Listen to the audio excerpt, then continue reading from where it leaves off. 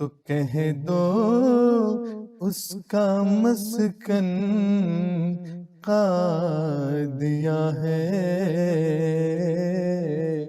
ظہور مہدی آخر زمان ہے،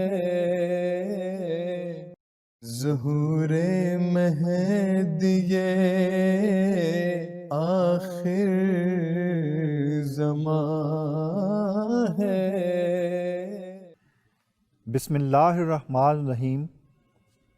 حضرت اقدس مسیح موعود علیہ السلام اپنے دعویٰ کے اوائل زمانہ سے ہی تمام مذاہب کے ماننے والوں کو بار بار یہ بات بیان کر رہے تھے کہ اس زمانہ میں اگر کوئی خدا زندہ ہے تو وہ وہی خدا ہے جس کو اسلام پیش کرتا ہے، اگر کوئی نبی زندہ ہے تو وہ صرف ہمارے سید و مولا حضرت محمد مصطفیٰ صلی اللہ علیہ وآلہ وسلم ہیں، اور اگر کوئی زندہ مذہب اس زمانہ میں موجود ہے تو وہ اسلام ہے۔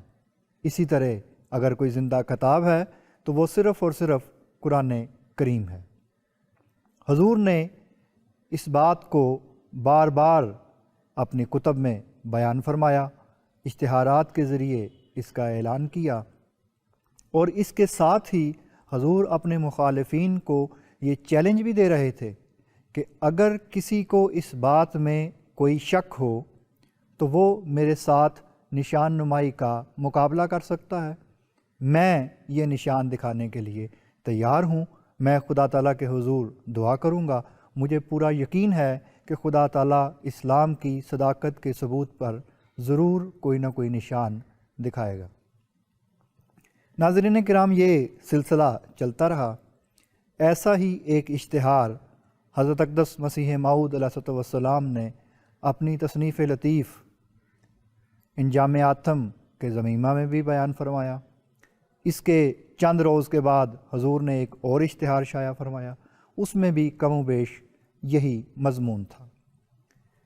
28 جنوری 1897 کو اسی سلسلہ میں حضور نے ایک اشتہار شائع فرمایا جس میں حضور نے یہ بیان فرمایا کہ میرے معجزات یسوع مسیح کے مقابلے میں تعداد کے اعتبار سے بھی اور ثبوت کے اعتبار سے بھی بڑھ کر ہیں، اگر کسی کو اس میں کوئی شک ہو تو وہ میرے ساتھ مقابلہ کر سکتا ہے، اور میں اس کو 1000 روپیہ انعام دوں گا۔ عیسائی جو اس سے پہلے متعدد دفعہ حضرت اقدس مسیح موعود علیہ السلام سے مختلف معاملات میں، چاہے وہ معاملہ مباحثے کا ہو یا مباہلے کا ہو یا مقدمات کا ہو، شکست کھا چکے تھے، اب ان میں تو یہ سکت واقعی نہ تھی کہ وہ مقابلہ کے لیے سامنے آتے، اور نہ ہی کوئی پادری یا عیسائی مذہب سے تعلق رکھنے والا سامنے آیا۔ تاہم ایک شخص اصغر حسین جو مسلمان تھا، اس نے گوڑ گاواں کے مجسٹریٹ لالا جوتی پرشاد کی عدالت میں نالش کر دی کہ میں بھی حضرت عیسیٰ علیہ السلام کا ماننے والا ہوں، اس اعتبار سے میں بھی عیسائی ہوں، چنانچہ مرزا صاحب نے جس 1000 روپے دینے کا وعدہ کیا ہے مجھے وہ 1000 روپیہ دلوایا جائے۔ ناظرین کرام، یہ مقدمہ گوڑ گاواں کہلاتا ہے۔ یہ حضرت اقدس مسیح موعود علیہ السلام کی زندگی کا سب سے مختصر مقدمہ ہے۔ جب اس نے یہ نالش کی تو لالا جوتی پرشاد صاحب نے سمن جاری کر دیے۔ سمن قادیان پہنچے۔ حضرت مفتی محمد صادق صاحب رضی اللہ تعالیٰ عنہ کی روایت ہے کہ جب یہ سمن قادیان پہنچے تو اتفاق سے میں بھی اس وقت قادیان میں موجود تھا، اور میں نے ہی یہ سمن پڑھ کر حضرت اقدس مسیح موعود علیہ السلام کو سنائے، اور اس وقت مفتی صاحب بیان کرتے ہیں کہ ایک بڑی دلچسپ صورتحال پیدا ہو گئی۔ مجلس میں کچھ اور لوگ بھی موجود تھے۔ وہ کہتے ہیں کہ میں نے جب نام پڑھا تو میں نے لالا جوتی پرشاد صاحب کا نام جیم کی پیش کے ساتھ پڑھا، یعنی لالا جوتی پرشاد۔ تو ساری جو مجلس تھی وہ ہنسنے لگی۔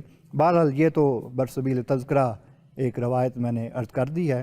بہرحال حضور نے فوری طور پر اس کے لیے مقدمہ کی پیروی کے لیے اپنے جو وکلاء تھے اور نمائندگان تھے ان کو مقرر کیا، جن میں مولوی محمد علی صاحب بھی تھے، مختار قصوری صاحب تھے، مرزا افضل بیگ صاحب تھے۔ تو حضور نے ان لوگوں کو مقدمہ کی پیروی کے لیے بھجوایا۔ ان کے ساتھ مرزا خدا بخش صاحب بھی تھے جو اس مقدمہ کی پیروی میں جاتے رہے۔ جب یہ لوگ لالا صاحب کی عدالت میں پیش ہوئے تو لالا صاحب نے بات سننے کے بعد کہا کہ جب یہ مقدمہ میرے سامنے پیش ہوا تو یہ مقدمہ تو قابل سماعت تھا ہی نہیں۔